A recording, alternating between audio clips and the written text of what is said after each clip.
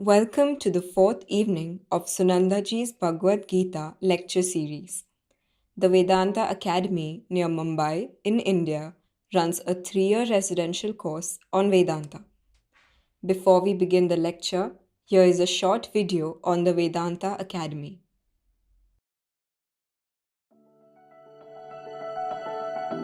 Intelligence is information, knowledge acquired from external agencies.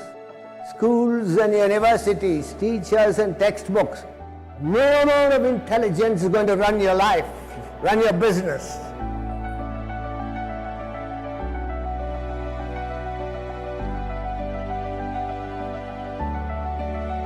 Vedanta Academy is the only academy in the world which provides you a way to develop the intellect. And once the intellect is developed, you will understand the areas of your ignorance and correct yourself.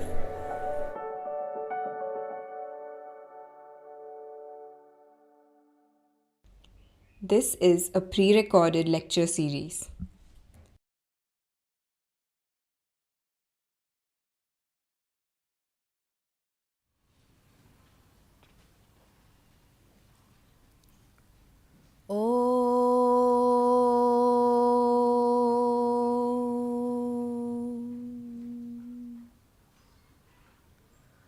Om Sahana Vavatu Sahanau Bhunaktu Saha Viryam Karavavahai Tejasvinavaditamastu ma vidvishavahai.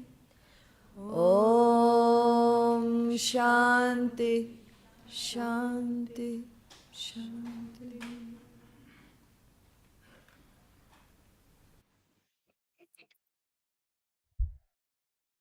In the study of the Bhagavad Gita, we are fortunate that Swamiji has given us what is referred to as the summary of each chapter.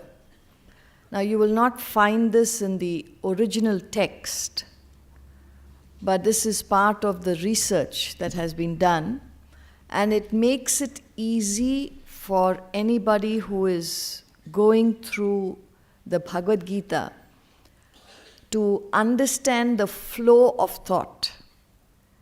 Otherwise, sometimes you find Arjuna is asking questions, Krishna is answering. Now, where did they start? How did the conversation go? There is a clear flow of thought. In fact, all the books that have been written by Swamiji, you will find one aspect that is important. In all the books that are written, you will find facts and facts alone. You may wonder what is so important about that. When you want to learn something, you need to understand fact from opinion. You need to distinguish between what is a reality from an interpretation of the reality. They're two different things. Now, there are many books on spirituality. There are many books on philosophy. There are many commentaries on the Bhagavad Gita. Now, how do you choose? What would be good for you to read and understand? So when facts are presented, there is no ambiguity. For example, Bangalore is a city in the state of Karnataka. Fact. How do you know? You can check it out. It's not difficult to find out the truth of the statement. But to say Bangalore is a beautiful city, that is an opinion. It is debatable. It may vary from person to person, though maybe many people will agree, not all. So this, you can't say is a fact, is an opinion. Now to find out from any book that you pick up, what is fact, what is opinion? It's very difficult. So this is an important aspect of the books that are written and presented to you. It becomes easy for us because there are only facts and facts, no opinions at all, in all the writings. You may not know the value. That's why I'm telling you that. And if you want to know the truth, take this book, take some other book, compare it, and you'll find out. So even in the Bhagavad Gita, the commentaries, there is the summary that is given, which makes it easy for you to follow the flow of thought. Otherwise, it could be very confusing. And there is a theme for each chapter, which is already given. For example, the 11th chapter talks about the Vishwarupa, the cosmic form. Now, how did we get here? From where did we start? When you go back to any chapter, you would be lost. It's not possible to understand the flow of thought. But thanks to the summary, here you have it. This is the summary given for the 11th chapter. Now you see here, it's divided into topics. Now I said this is not there in the original text.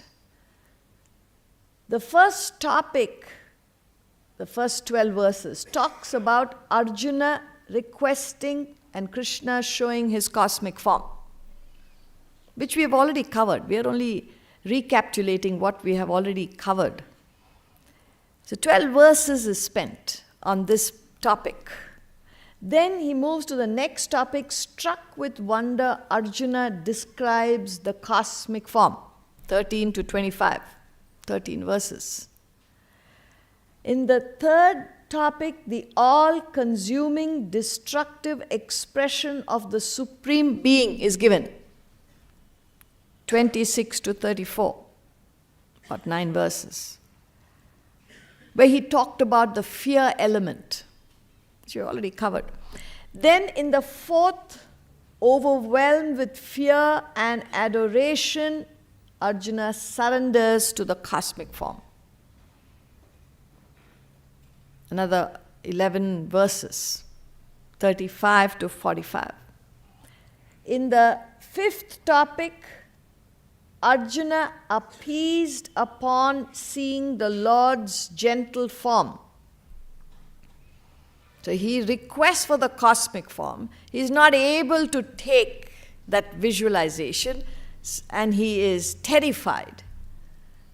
So he once again appeals to the form, to Lord Krishna, saying, I want to see your original form, your gentle form. I'm more comfortable with that.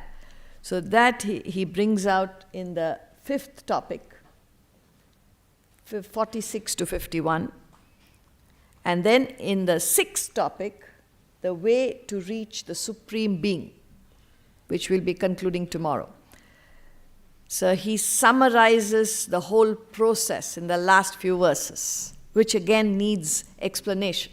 So now you see the whole flow of thought in the chapter becomes easier to understand. And this has been done for every chapter of the Bhagavad Gita. And any serious student who wants to understand would do well to go through the summary. So when you go from chapter to chapter, just the summary, you get a bird's eye view of how the whole Gita progresses as he takes you from Arjuna's state of complete confusion. In the very first chapter, Arjuna is completely confounded, in a state of delusion. He collapses on the battlefield, unable to do what he has been trained to do, a commander-in-chief. collapsing on the battlefield. I can understand if he collapses somewhere else. Like we said, a surgeon is about to perform an operation and he is unable to do that. What a condition that would be. It's unheard of. How could you not do what you ought to do, what you're qualified to do? But that's the power of the mind. That's the power of your own emotions. You don't understand that. Every human being is constituted of 3 personalities, 3 aspects. The physical body is just your outer personality. It's like a vehicle that takes you from place to place. Within the physical personality, you have 2 faculties which constitute your inner personality. The physical body is your outer personality. It's like a vehicle that takes you from place to place. Right now, you're sitting here. Your physical body is here. But we are not concerned about your physical body, but we are concerned about your inner personality, which is constituted of 2 faculties, the mind and the intellect, manas and buddhi. The mind in any human is nothing but the sum total of all his feelings, his impulses, his wants, his wishes, his desires, his demands, likes, dislikes, impulses. All that put together is anybody's mind, manas. Superior to the mind, subtler than the mind, is another equipment which is called a buddhi. Buddhi is the capacity to think, to reason, to judge, to understand, to know, to decide. That capacity is superior to the mind in any human being. We say subtler than the mind because it has the capacity to control the mind, just as an adult has the capacity to control a child. This is the relationship between the mind and the intellect. The mind in you is like a child in you. The intellect in you is like an adult. Even in a full-grown adult, the mind is still a child. Even in the most mature person, the most powerful person, the most successful person, mind is like a child. It is the intellect that is the adult in you, in anyone. Now, why are we different from each other? Because of the differences in the inner personality. And that is expressed in your physical body. Whatever you are within, you express it outside. In the form of your physical stature, in the way you perceive the world, in the way you act in the world, in fact, in the way you interpret the world. It all depends on your inner personality. What sort of a mind do you have? What sort of an intellect do you have?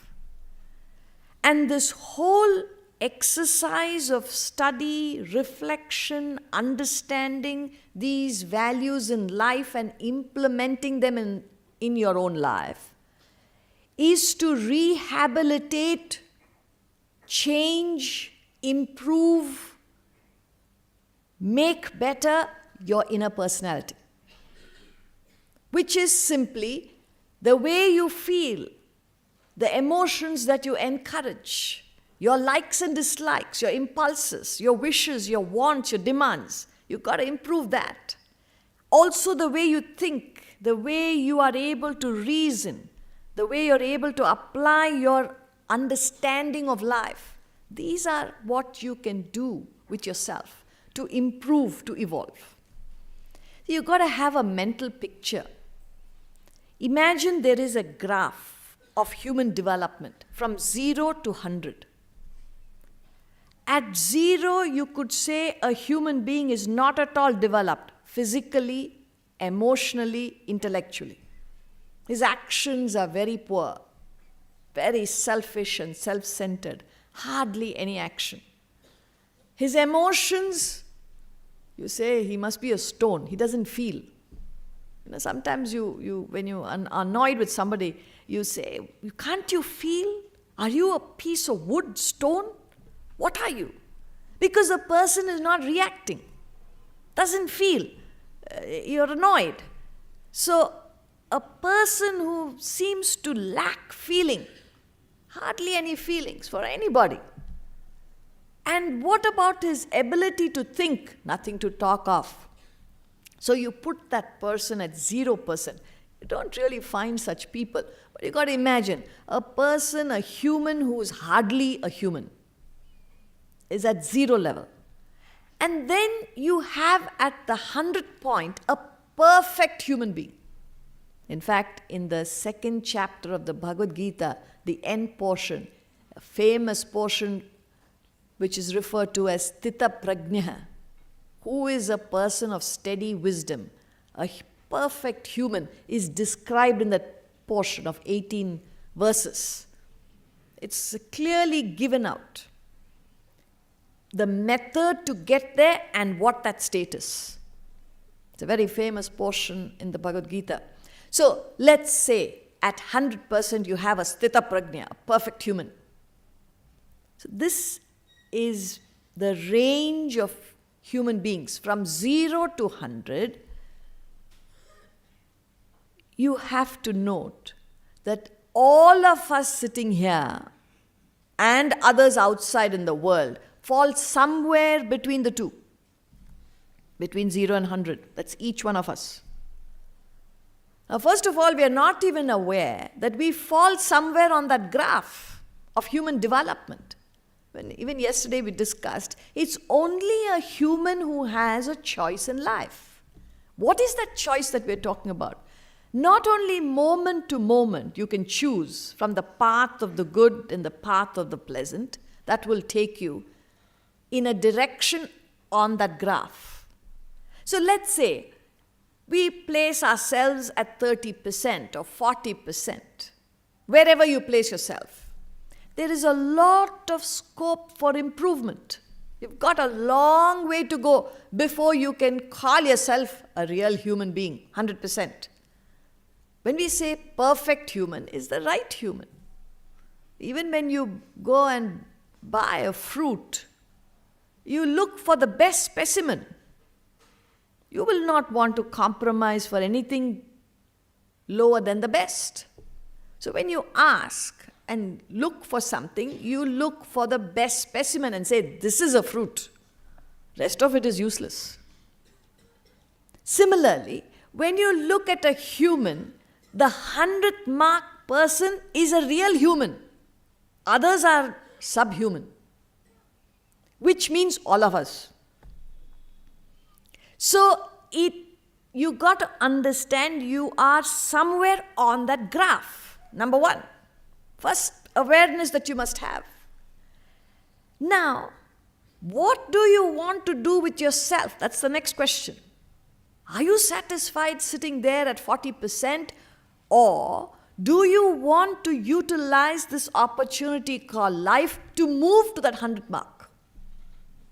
At least put in that effort. If you're not aware of this, you don't care where you are on that graph, and you probably are making choices that will take you lower down. That is why we complain, life is not good. So suppose somebody asks you, how's life? It's okay, so. And you believe because some things in your life have not worked out and therefore you are not really happy. If only you could set right certain things, everything should be fine. It's a genuine belief. And yet the truth remains. You will never find happiness, you will never find satisfaction unless you set the direction towards the higher. That's the first thing you need to do. For which you must be conscious of this fact that every human being is somewhere on that graph. Now you don't have to worry. I knew I was very low in that graph. I'm only 20% developed. It doesn't matter where you are on that graph, but it matters which way are you going. Are you conscious?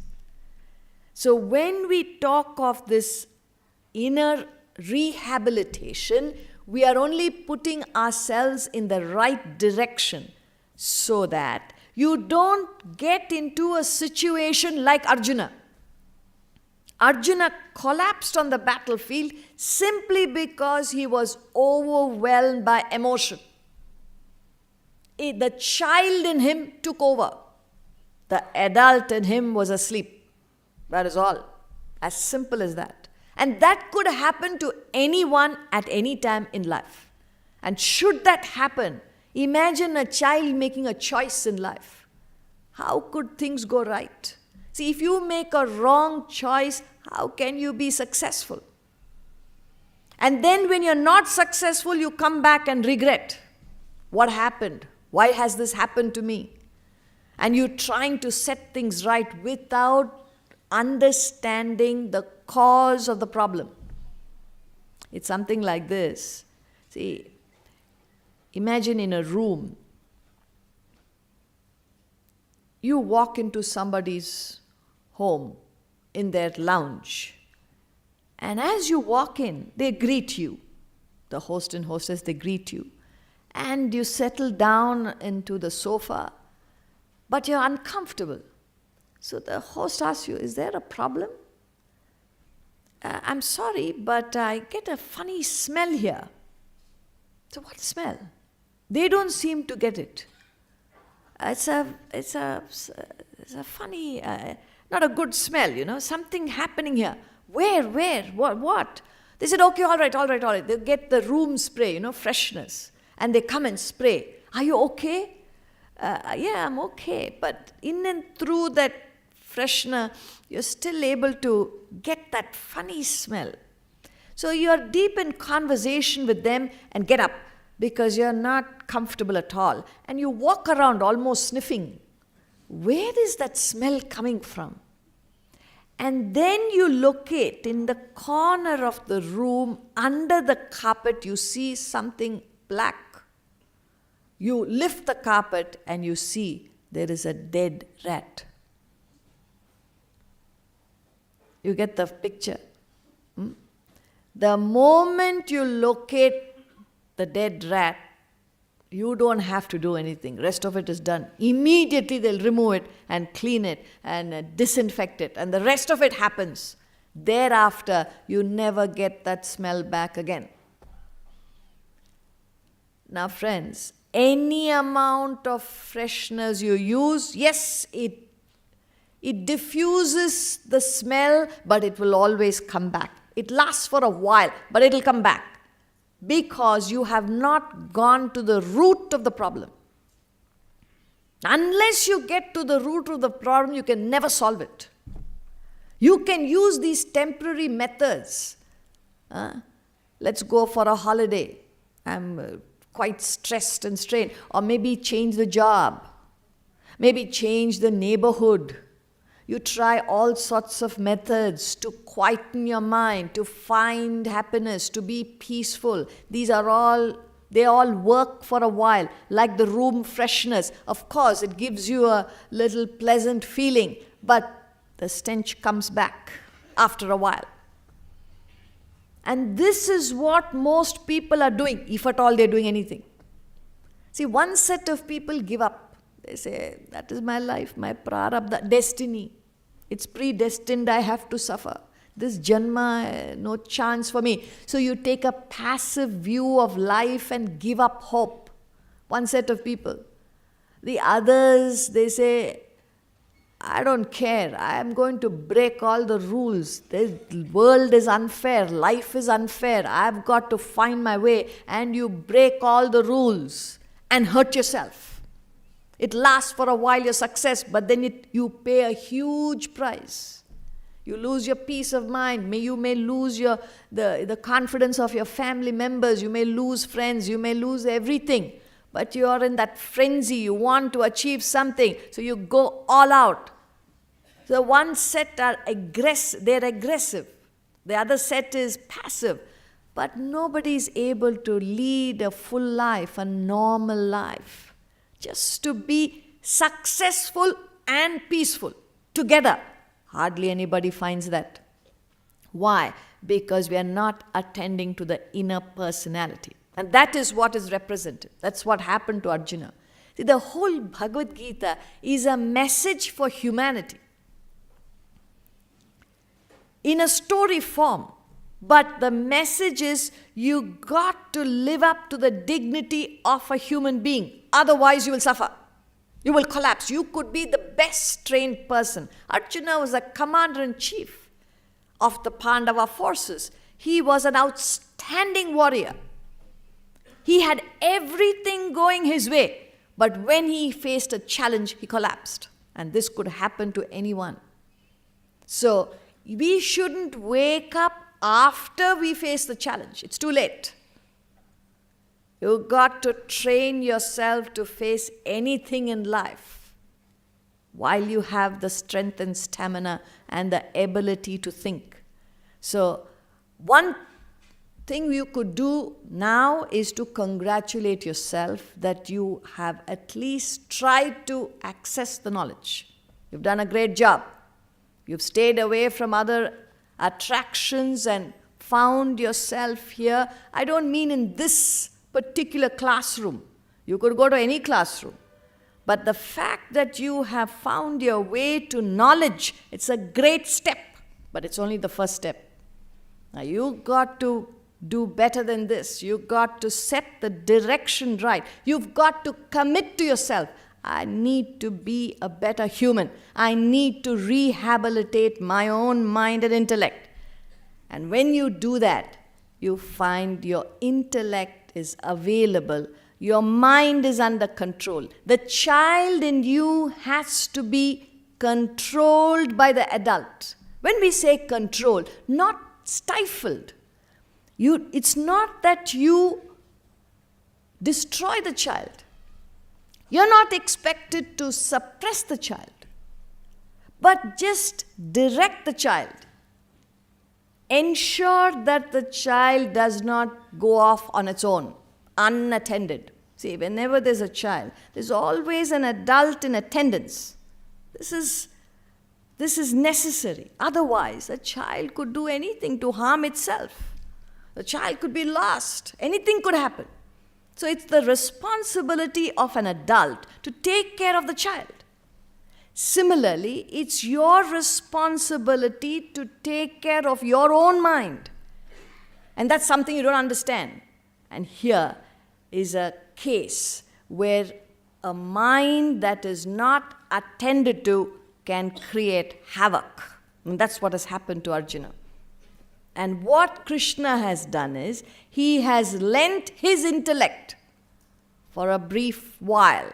Throughout the Bhagavad Gita, he has lent his ability to think, and Arjuna is following Krishna's way of thinking. As a result, his delusion goes towards the end of the 18th chapter. He tells Krishna, my confusion is gone, I'm able to see clearly, and what is relevant to us is he fought the battle and won the battle.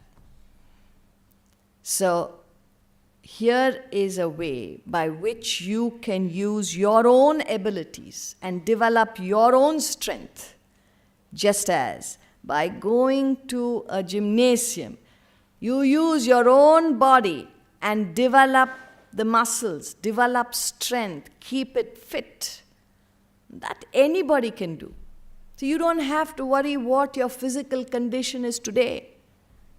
Irrespective of what your physical condition is today, if you commit to yourself, I must have a fit body, and you start functioning, it's a question of time. Your body will become strong. But you've got to get started. You've got to put in that effort, and you must be consistent. Shraddha, till you get there. Similarly, this is a mental gymnasium. We are talking about ideas here. You got to understand these ideas. You got to reflect upon the ideas given out. You got to be consistent in your effort. And once you do that, you become strong within. Your intellect becomes powerful. And once the intellect is available and strong, you can take care of any situation. So here we are in the 34th verse, where Krishna is now talking to Arjuna. He tells him that you ought to do what you are meant to do as a warrior. Don't worry about killing people. As far as these Kauravas are concerned, they are already slain. Why does he say that? Because the law of karma is impeccable. Every cause has an effect. Every effect has a cause. So if they are facing death, they have called it upon themselves by their own past actions. You have nothing to do with it. Why do you have that egoistic view that I am responsible for their living or I am responsible for their death? You are a mere instrument. And as a Kshatriya, as a warrior, you have a bounden duty to fight for dharma, for righteousness. And what better opportunity for a Kshatriya than to fight a battle that will resurrect, that will establish righteousness. That's all you need to do. And that is where we are on the 34th verse. Dronam cha bhishmam cha jayadratham cha karnam tathanyanapi yodhaviran maya hatam stvam jahima vyatishtaha yudhyasva jetasi rane sapatnan. Drona and Bhishma and Jayadratha and Karna, as also other heroic warriors already slain by me, you kill. Be not distressed. Fight. You shall conquer the enemies in battle. So he is only continuing the same flow of thought. He says, Ma vyatishtaha, do not be distressed. Just do what you ought to do. There's no need for excitement. There's no need for dejection. Why are you unnecessarily worried? Just do what you ought to do. You get worried, you get anxious because of past memories. You're worried. Oh, I did not do well last time. Maybe I will fail this time. That comes in the way of your present action. Also, will I be successful? I should be successful. I ought not to fail. That anxiety for the future again disturbs your present action. See, the logic of it is, in any action, if you want to perform an action, it has to be perfect to be successful. For an action to be perfect, you need to apply yourself completely to the action. Your mind should be on the action. Your intellect should be available to perform the action. Now, the mind has a tendency to worry about the past or to be anxious of the future. This is the quality of the child in you. It is the duty of the adult to correct the child and place it in the present action. Now, this will not be possible unless the intellect is strong. Sometimes these children are so mischievous. You are almost annoyed, not at the child, but at the parent. You say, what sort of upbringing? These parents don't know how to teach these children basic courtesy. Man, they have no manners. They don't know how to behave. Look at the way the fellow's jumping all over the place like a monkey. You get annoyed, not at the child, but you look at the parents because they are unable to control the child. Weakness.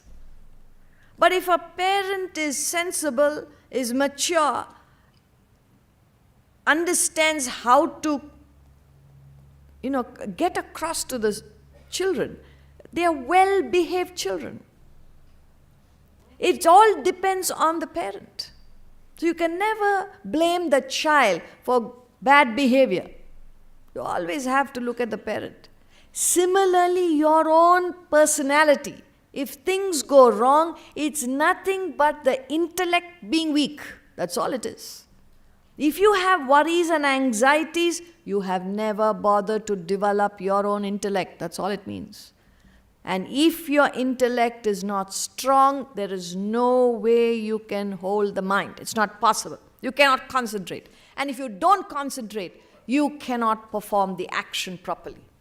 And if you do not perform the action properly, you cannot be successful. Now, some of you may wonder, look, there are people who are successful in the world. You mean to say they all got powerful intellects, strong intellects, and they've got their whole personality under control? Now, I know there's no doubt in your mind, but I'm necessarily infusing it. Because tomorrow you go back and say, no, but how the successful, I know a fellow who's successful, highly agitated fellow. But he's successful. That means the mind is not under control. And certainly he doesn't have a powerful intellect. He's an alcoholic. He's an indulgent fellow. He can't control himself when food comes, but he's still successful. How is that then? See, a person could be successful in a particular field not because he's got a calm mind and the intellect is controlling, but the other fellows are far more agitated than him. Therefore, he's successful. It's relative. So you could still, it's a fact. You check it out. It's not that every successful person is a highly disciplined person. Others are far more indisciplined. Therefore, he scores. But if you are disciplined, your success will not be comparable. Others will be far behind you. There's no comparison. It's a different sort of success. There's no comparison. The quality of your work, the quality of your product will be quite different from the rest because you have a powerful intellect. So here he is saying, what are you worried about killing? You just do what you ought to do. That's all you have to be concerned about. Drona, Bhishma, Jayadrata, Karna, all these great heroes are already slain by me means. When Krishna uses the first person singular, he does not mean the personality Krishna, Mr. Krishna. No. He means the truth, the reality. He is slain by the law of causation. That reality is pervading the whole world. So, they are slain by me, meaning they are slain by their own actions, and what is happening is the laws are functioning. Every cause has an effect. You kill, you do your part. Be not distressed. Don't let your mind come and disturb your actions. Fight, meaning act what you ought to do. You shall conquer the enemies in battle. When you concentrate on your actions, when you perform right actions, you will be successful in any action. Next verse. Sanjaya uvacha etat shrutva vachanam keshavasya kritanjalir vepamanah kiriti namaskritva bhuya evaha krishnam Sagadgadam bhita bhita pranamya. Sanjaya said, having heard that speech of Keshava, the crowned one, trembling, saluting with joined palms, bowing, overwhelmed with fear, spoke again to Krishna in a choked voice. So here again, Sanjaya, the counselor of the king Dhritarashtra, is speaking. He says, having heard that speech of Keshava, of Krishna, the crowned one is the Prince Arjuna. He is a monarch, a prince, a king. That is represented by the word Kiriti, crowned one. Trembling, saluting with joined palms, bowing, overwhelmed with fear. Now, why does he say that? Is because a monarch, a crowned one, represents a monarch. He doesn't bow down to anybody. In fact, he receives homage. A king doesn't go and bow down. By virtue of the fact that he's king, he's a monarch, he does not bow down, not out of arrogance, but because of his stature. Others pay homage to a monarch. And he's fearless because he's ruling. What can he fear? He is the one who instills fear in others because of his monarchy, because of his supremacy. And he is firm and resolute. They speak few words. Royalty, the way they speak, they rehearse every public statement they make because it's just brief and firm, resolute statements given out. That's all their speeches. Now, before the Lord, see the contrast. This is what Arjuna is supposed to be, crowned one. But before the Lord, the cosmic form, he understands his insignificance. He's nothing. He's nobody. And he surrenders. Out of surrender, it's all the reverse. He is saluting with joined palms. He is bowing, pranamya, bowing down. Bhita, bhita, frightened. And with words indistinct, broken. He's not resolute. He's not firm. He's just the opposite of what he's supposed to be. Why? Because in the presence of the Almighty, nobody has any significance.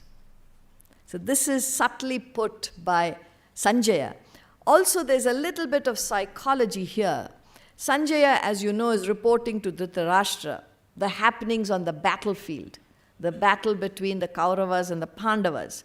Now, Sanjaya hopes to give Dhritarashtra a little treatment to see the folly of the Kauravas, of the war, by saying the form is frightening, there's something happening here, just to give him a little fear. But the problem with Dhritarashtra is he was so attached to his own sons, even though he knew they were wrong, he could not stand up and tell them what they're doing is wrong. That's why he was a blind king. He could not see. Now again, you need not worry about Dhritarashtra. It could happen to you. If you are attached, you become blind in your own home. See, when the daughter comes, she could be a very nasty, arrogant person, but you are blind to her arrogance. A daughter-in-law may be an angel, but because of your attachment to the daughter, you side the daughter, not the daughter-in-law. You're not just. Not only that, between two children, you're not able to decide who should take up what. The two children are my two eyes. One fellow will take off your eye.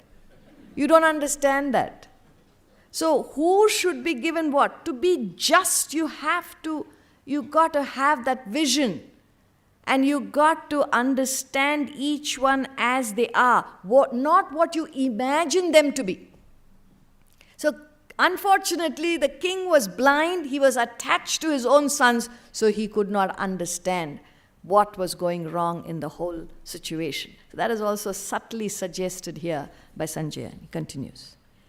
Arjuna uvacha Sthane hrishikesha tava prakirtya Jagat prahrishyatyanurajyate cha Rakshamsi bhitani disho dravanti Sarve namasyanti cha siddha sanghaha. Arjuna uvacha, Arjuna said, Hrishikesha, rightly the world is delighted and rejoices in your praise. Rakshasas, demons, flee in terror in all directions, and all the hosts of siddhas, perfected ones, bow. Now you find a distinct change in Arjuna's reaction to the cosmic form. See, earlier, 15th to 31st verse, there was a lot of fear. He was in awe, but there was a lot of fear expressed. He was frightened. Now you find from the 36th verse on to the 46th verse, a lot of adoration for the form. So he starts here, Rishikesha, O Lord, Lord of senses, that is the exact meaning. Meaning, perfection is measured by the control you have over your senses. Remember yesterday we said, start from where you are. What sort of sights are you seeing? What sort of sounds? What are you hearing? Gossip or good things? What is it? So it's like a factory. What raw material are you feeding into the factory? If you feed poor raw material into the factory, how can you expect good products? So you got to check first things first. You got to control these senses, ensure that the intake is of a good quality. So here is a person who has perfected the senses, Rishikesha. And he says, rightly the world is delighted and rejoices in your praise. And the three types of reactions that he gives here is, Jagat, meaning the common man, lay person, rejoices, is delighted by the sheer presence of a master. Any Mahatma comes, people will go and pay respects. Just the presence is enough for people to be delighted. Then he says the Siddhanam, the learned people, the Sattvic people, they are not just satisfied, delighted. They take pains to come and learn, bow down, meaning they are subservient, obedient till they get the message. They want to learn from the master. These are the Siddhanam, the more learned people, wise people. And the Rakshasas, meaning the indulgent people, people who are, when we say demons, it means people who are extrovert. They're not interested in anything to do with higher values of life. They just want to lead a material and sensual life. That's all they want to do. They have tremendous desires, ambitions, passions for the world, totally ignorant and disinterested in the higher. Such people are afraid of Mahatmas. They want to run away. Bhagavad Gita, don't look at it. Run away from this place. Don't come to this lane itself. Because they believe that their enjoyment will be taken away because of that extrovert nature. So these are the three types of reactions of people. Kasmacha tenannameran mahatman gariyase brahmanopyadikatre anantadevesha jagannivasa Tvamaksharam sadasattatparam yat. And why not? They bow to you, O exalted self, greatest, the primal cause even of Brahma, O infinite being, O Lord of gods, O abode of the universe, you are the imperishable, the being and non-being, that which is supreme. Now he is only giving different indicators of the truth, the reality. Mahatman, exalted self, that which is your real personality. Gariyase, greater than all, the highest truth, the highest reality, the ultimate reality. So they bow down to that. The primal cause, meaning the uncaused cause. When remember the example that Swamiji was giving in the morning class, when a boy mistakes a rope for a snake. In a dark room, if there is a rope, the boy thinks he's treaded over a snake and he comes running out. There's a snake, there's a snake.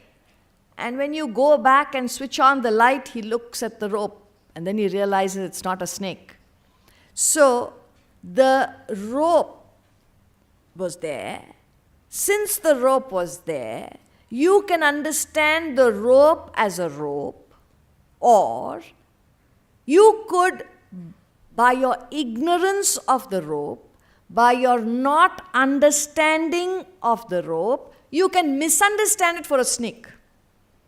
But the whole thing happens because there was a rope. Suppose there was no rope, then there is no non-understanding, there is no misunderstanding. But the rope is.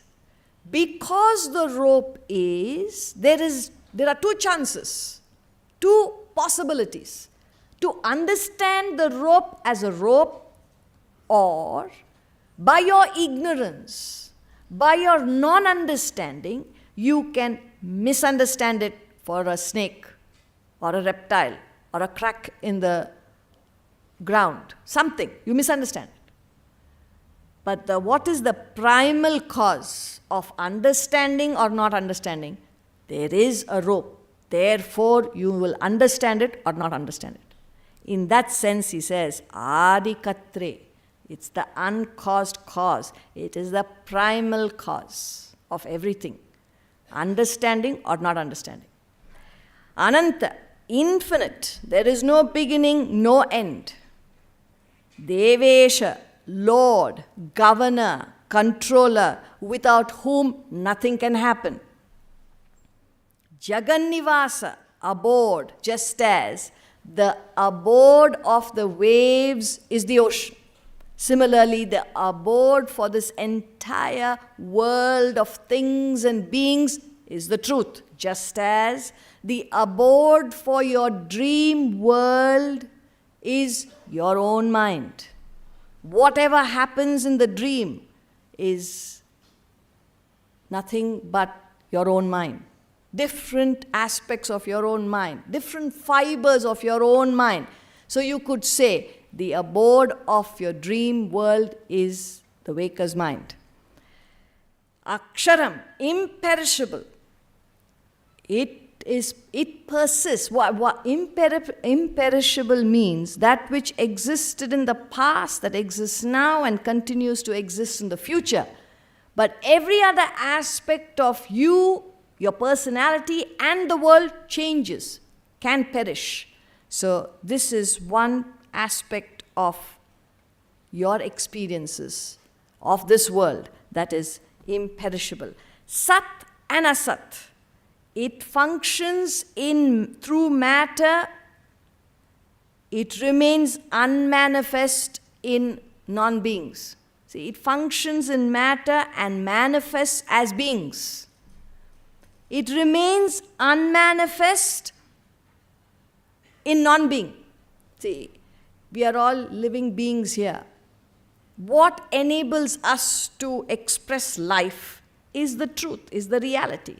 So you could say, Sat, Brahman functioning through matter, expresses as beings. Is that all? Is that where Brahman is? Is everywhere.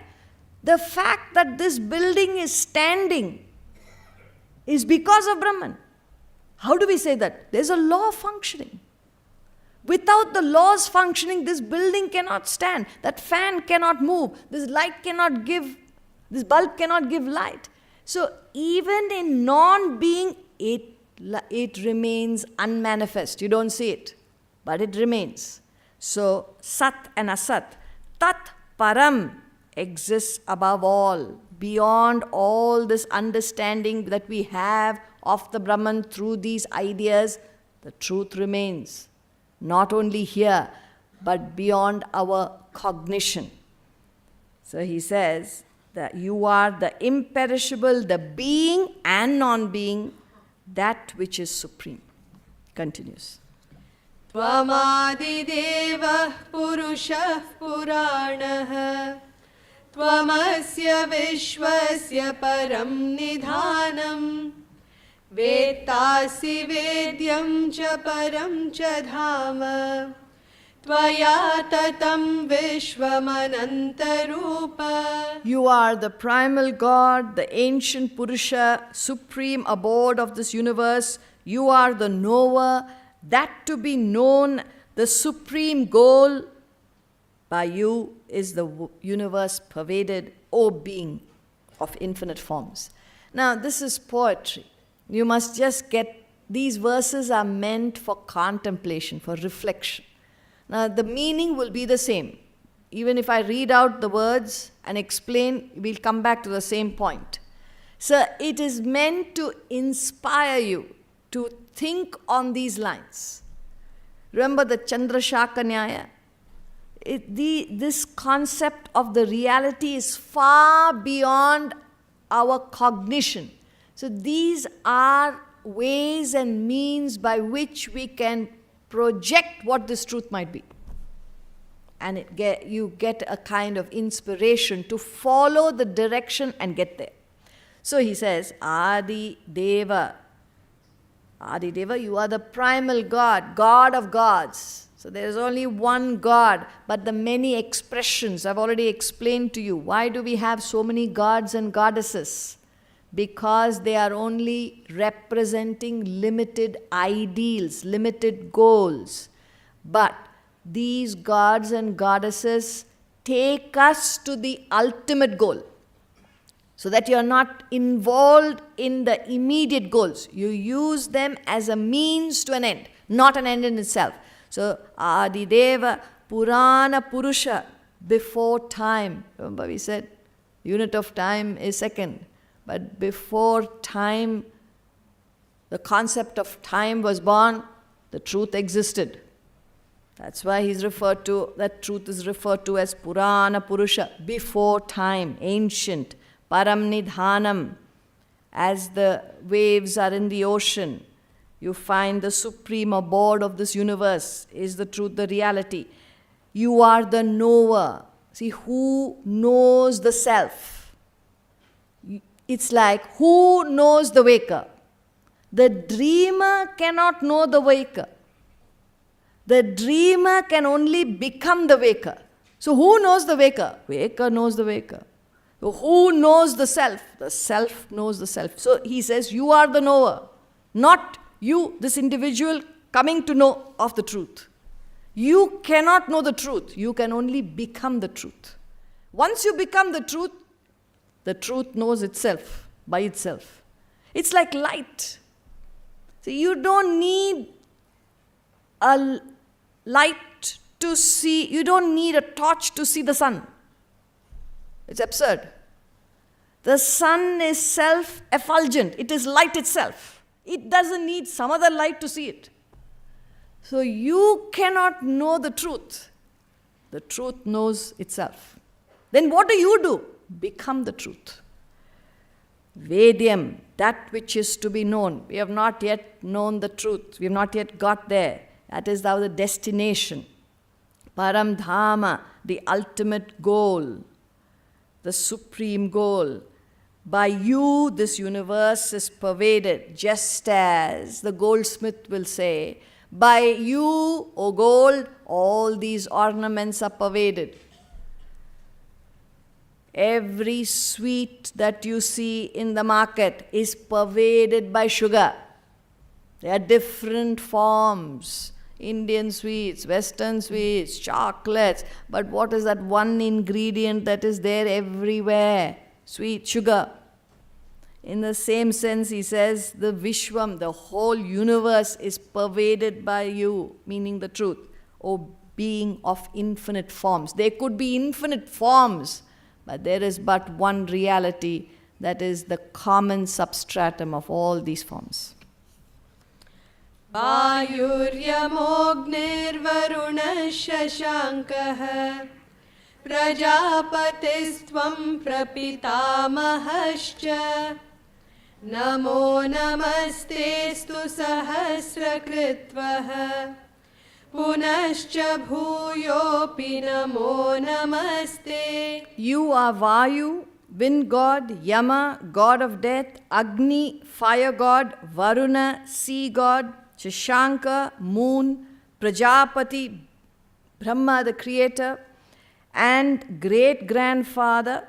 Salutation, salutation to you 1,000 times. And again, salutation, salutation to you. See, he is overwhelmed. It is just sheer devotion. You can't explain devotion. That is why we are faltering. We are trying our best to get something out of these verses.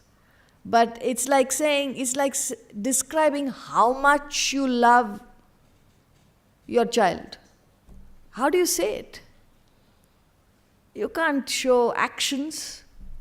What words can you use to express emotion?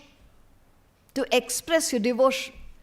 So he is faltering but trying to tell us in some way what his emotions are. So he says, you are everything. He's given the various gods, meaning phenomenal powers are attributed to the truth, not to any individual. So you've got to get into the spirit of this appreciation. Anything beyond your cognition is what he's saying. I salute, I salute. There are many other gods who are worthy of salutation, found in that cosmic form. But he is only giving a few. He's giving a few names. It's not that it's an exclusive group of gods. He is just naming a few. But he means there are so many phenomenal powers that you are experiencing. What is the source of all those powers? But one. And he says, you are the great-grandfather, meaning the ultimate source of all creation. Brahma, the father of all beings, and the various phenomenal powers. Now, again, this won't inspire us as much as it inspired Arjuna. So you got to use it in a different way. So who are our gods? Suppose you see a cosmic form and you see all the scientists that you know of. Einstein and Newton, and you've got a whole lot of scientists whom you appreciate. They're all there in that cosmic form. And you see all the politicians. They're all there in the cosmic form, even the politicians. So they are there. And then all the industrialists, the top industrialists of the world, they are there. The top sports persons, they are there.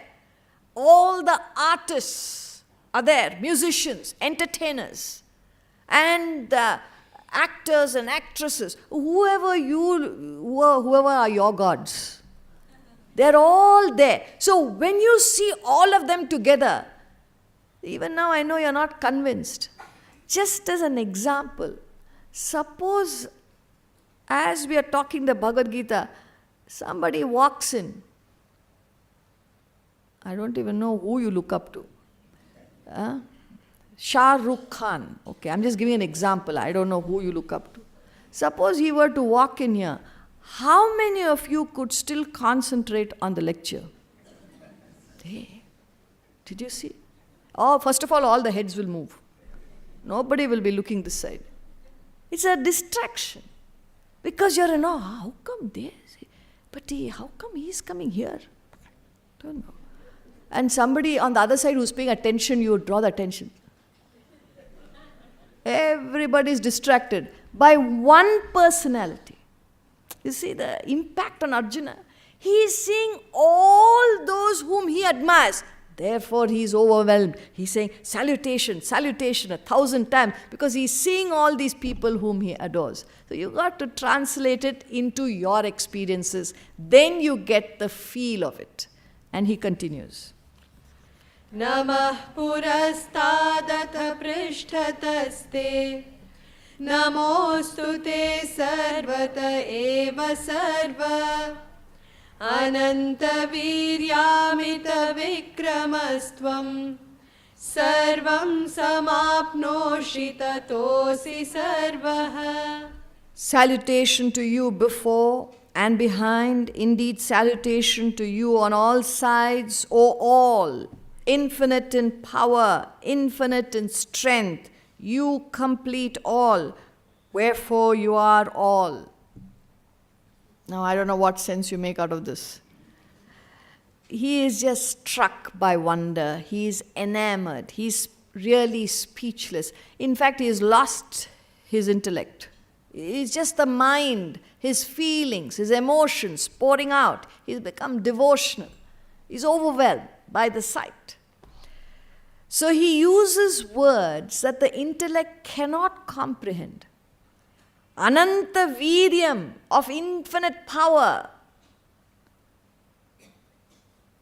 Amitya Vikramaha, of infinite strength. Sarvam Samapnoshi, all pervading. See, these are all unknown terms.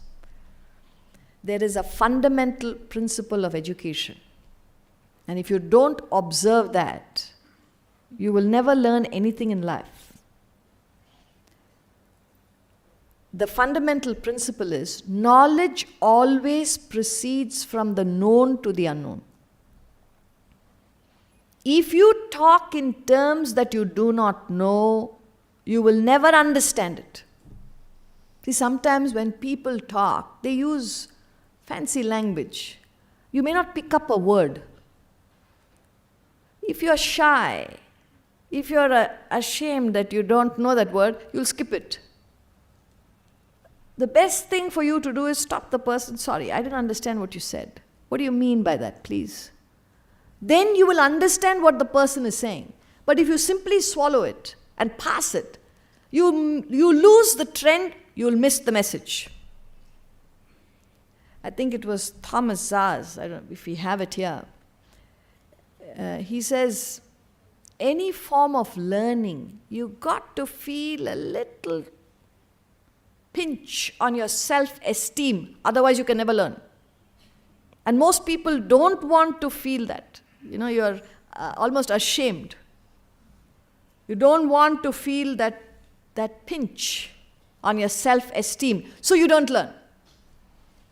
That's why here he's using language that you don't understand, so you better know what he's saying, otherwise you miss the message. He says, every act of conscious learning requires the willingness to suffer an injury to one's self-esteem. That is why young children, before they are aware of their own self-importance, learn so easily. So if only we don't mind an injury to our self-esteem. See, we believe we are adults, we know everything. How can we not know? And especially in front of our subordinates, we should show we know everything. To humble ourselves. Nobody has all knowledge. There will be so many areas that you don't know. To stop. There's nothing to be ashamed of. I don't understand what you're saying. Could you please explain to me? You will get the message. Thomas Zaz. So, if only we humble ourselves, we learn. Vidya is always accompanied by Vinaya. Vinaya is humility. Vidya is knowledge. Unless you are humble, you can never learn. You will never have knowledge. So you will do well to remain a child your whole life, because there are so many things we don't know and there's nothing to be ashamed of. So what? And the more open you are, the more you will receive. So knowledge always proceeds from the known to the unknown. If you talk in terms that you do not know, you will never learn. This is what happens in a kindergarten. What do? They show an apple. The child understands the apple. Then they put an alphabet next to it, A. So the child associates the apple with A and then learns the alphabet. There is a ball. The child understands the ball. And they put an alphabet B against the ball. And the child slowly learns. The ball is known. Alphabet is unknown. The apple is known. Alphabet is unknown. So even from that kindergarten, you don't look at me like that. That's how you learnt. I'm only reminding you how you learnt. You're looking at me as though that is how you learnt, not we. We were born educated. Everyone here. Now you can read a book. But how did you learn the alphabet? Known to the unknown. Alphabets are not known. It has to be generated, that understanding. This is the fundamental principle of education. Now, when it comes to spiritual education, somehow we forget that. Infinite, that's what he's saying, infinite power, infinite strength. Nothing can be, infinite cannot be understood. So what you must understand here is he's just bringing out his emotions. He is just overwhelmed by what he has seen. So he says, all infinite power, infinite strength, complete all, wherefore you are all. He's just saluting this great form. The next two verses are taken together. सखेति मत्वा प्रसभं यदुक्तं हे कृष्ण हे यादव हे सखेति अजानता महिमानं तवेदं मया प्रमादात् प्रणयेन वापि यच्चावहासार्थमसत्कृतोऽसि विहारशय्यासनभोजनेषु एकोऽथवाप्यच्युत तत्समक्षं तत्क्षामये त्वामहमप्रमेयम्. Now he says, in the 41st verse, having regarded you as a friend, whatever was rashly said by me addressing you as, O Krishna, O Yadava, O friend, not knowing your greatness, and out of negligence or even love, in whatever way you have been insulted, O Achyuta, in jest, playing, repose, seated, or at meals, when alone or in company, I implore you, immeasurable, to forgive. So now he's just in these two verses, he's saying, they were friends. Arjuna and Krishna were friends. So he says, I don't know how I have treated you. You're a giant personality. He has never seen this part of Krishna. And he was fooling around with him, playing, seated, eating meals, having a good time with him, sometimes slighting him, joking with him, joking about him. That's the kind of treatment he gave him, not realizing his knowledge, his wisdom, his greatness. So he says, having regarded you as friend, whatever has been rashly said, addressing you in various ways, not knowing your greatness, out of negligence or even love, that intimacy. Sometimes when you are so close to a person, you almost misuse it. You don't understand. See, the man will be so highly respected in his office. That's why they don't take them home. Because when he comes home, he knows who's boss. You may be a great fellow in office, you enter home, you are nobody here. Because of that closeness. So the wife, there's an intimacy. Because of the intimacy, you can be a Maharaja, but you come home, you are my servant. She doesn't say it, but the fellow understood. So this is what happens when there is that intimacy. So you don't treat him like an officer when you're at home. It's a totally different relationship. So this is what Arjuna is referring to. I don't know how I've treated you. I don't know what all I have done and fooled around with you, not realizing your greatness. Please forgive me. I have done something wrong. You are that immeasurable truth, the reality, and I have not understood you in that way. He continues. पितासि लोकस्य चराचरस्य त्वमस्य पूज्यश्च गुरुर्गरीयान् न त्वत्समोऽस्त्यभ्यधिकः कुतोऽन्यः लोकत्रयेऽप्यप्रतिमप्रभाव. You are the Father of this world, of the moving and unmoving. You are to be worshipped, greater than the great. There is none equal to you. How then would anyone excel you in the three worlds, O being of incomparable power? It's again a repetition of what we have already studied. He's saying you are the Father of this world. Father meaning the cause. Just as you could say, the mind is the father of the dream. It has emerged from the mind. The dream has emerged from the mind. The ocean is the father of the waves. All the waves have emerged from the ocean. In that sense, he says, you are the source, the producer of what? Both characharam, moving and unmoving. Again, we've talked about that now. He said, we are the moving beings, living beings. What is around us is unmoving. They also have an existence. Now, how do these non-moving things exist? There are all laws. that make them what they are as they exist. So he says, you are the producer of both living and non-living. Again, you go back to the dream. If you can't understand this, go back to the dream. In the dream, you go through the whole experience, the dream world. There are things and beings in the dream. From where did the living and non-living things and beings in the dream come from? Your own mind. So that is the source, that is the producer.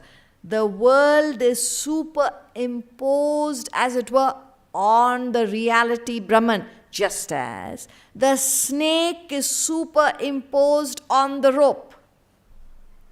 The rope is the source of the snake. But when you don't see the snake, the rope as the rope, then you misunderstand it for a snake. So you can say that the snake is superimposed on the rope.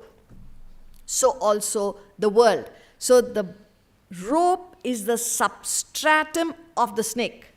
Similarly, the Brahman, the reality, is the substratum of the world. Since you do not understand Brahman, since you do not know the truth, what will you see? You will see a world. Since the boy did not see the rope, he will see a snake. Only when he recognizes the rope, then he will cease to see the snake. Only when you gain that stature of the reality, then this world will have no meaning. Not until then. Tvamasya pujyaha, you are the ultimate goal to be worshipped, greater than the great. Nothing is equal to you because you're the highest achievement. None can excel you. You are of incomparable power. So the Brahman holds the macrocosm and the microcosm you together. But the Brahman is beyond, is inconceivable by your own intellect. It's something like this. In a dark room, if you have only one source of light, which is a torch, you're using a torch in a dark room. Now you find that the light is getting dull in your torch. So you realize battery is going down. Now which battery? AAA, AA? You don't know. So to get another battery, you must know which one to get. You need to know what battery you have used, what battery cell you have used in the torch. Otherwise, how do you replace it? And you have only one source of light. So what are you trying to do? Now, I've got one source of light. So let me use it. For what? To see the battery cell. How are you going to do it? Very quickly, very, very quickly.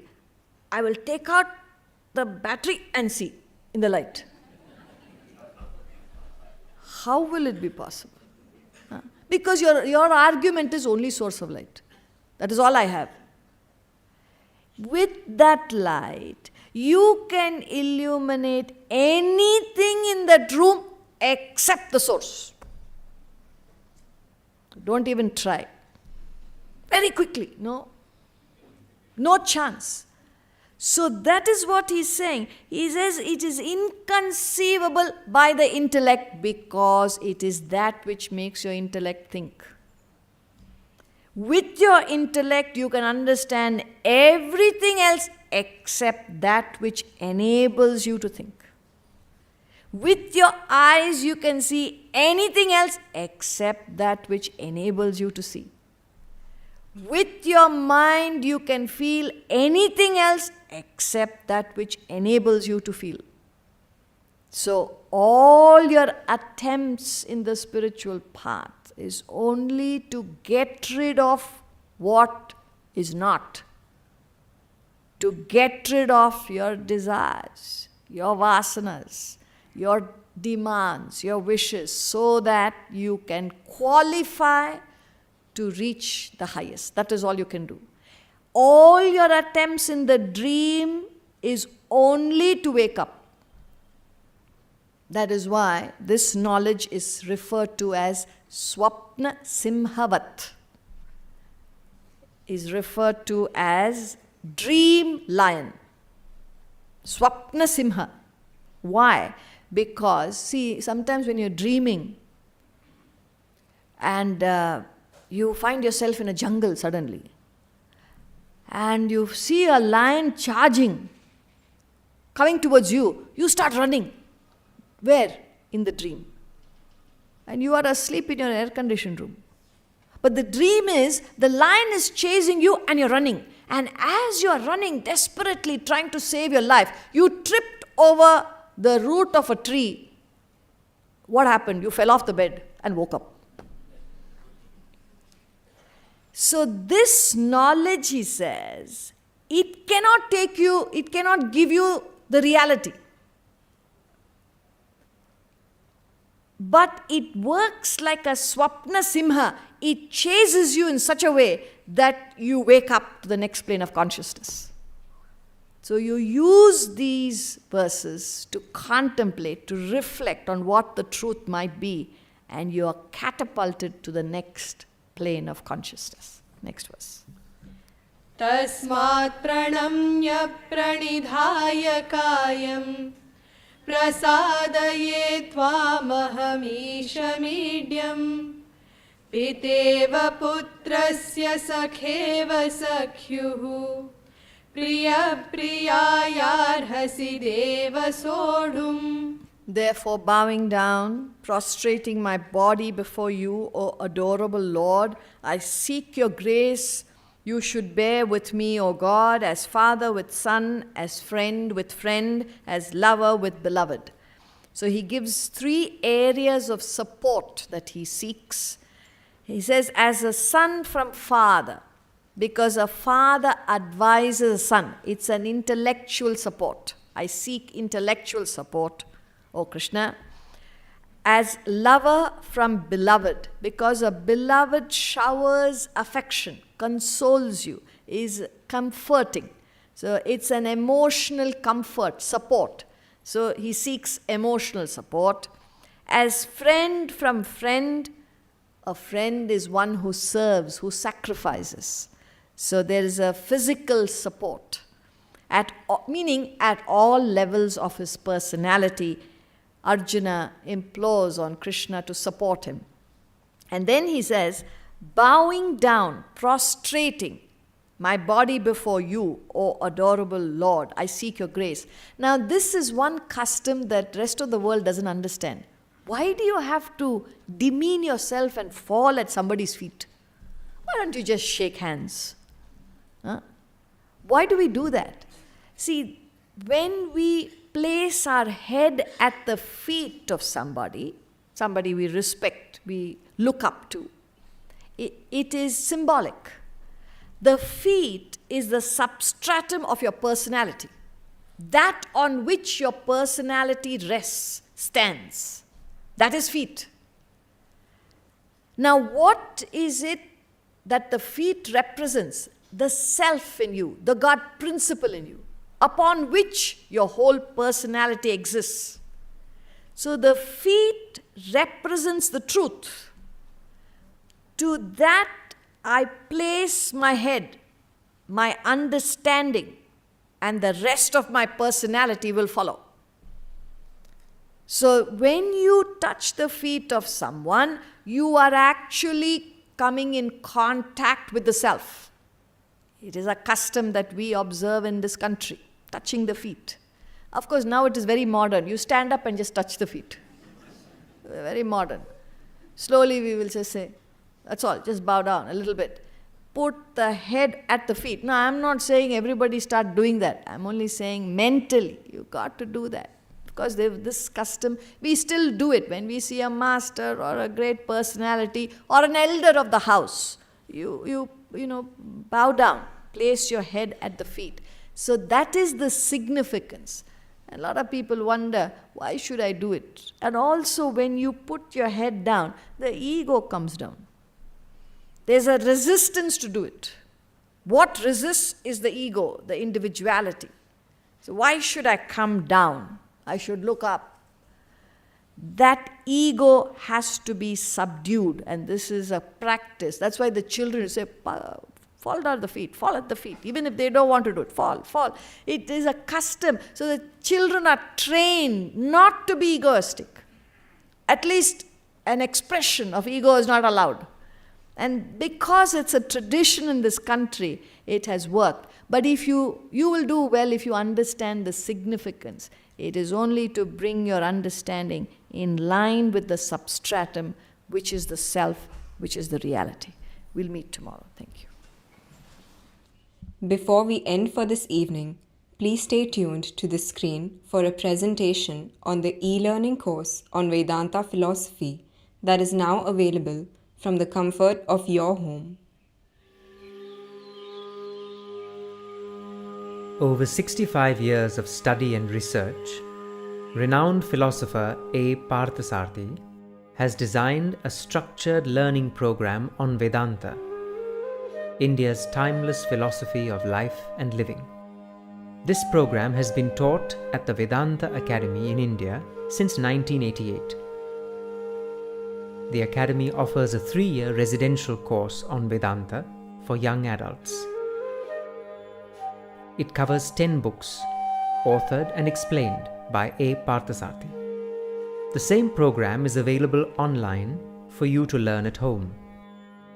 All you need is a device and an internet connection. You can enroll for the entire 3-year course or study 1 year at a time. There are also 3 shorter courses recommended for specific age groups, covering a different combination of books. The first is Direction for Children for 9 to 12-year-olds and consists of 40 classes. The second course, Values for Youth, is for teenagers and comprises of 62 classes. The last is Guidelines on Business and Relationships for adults and has 33 classes. For optimal learning, you should view the e-learning classes in the assigned order and early in the morning, as close to 5 a.m. as possible. Classes are about an hour each and can be viewed once only. All you need to do is listen. No notes, no exams. The sessions are designed to make you think and reflect on the essential values of life. Regular study helps you develop clear thinking and peace of mind, above all, to evolve and realize your life's purpose.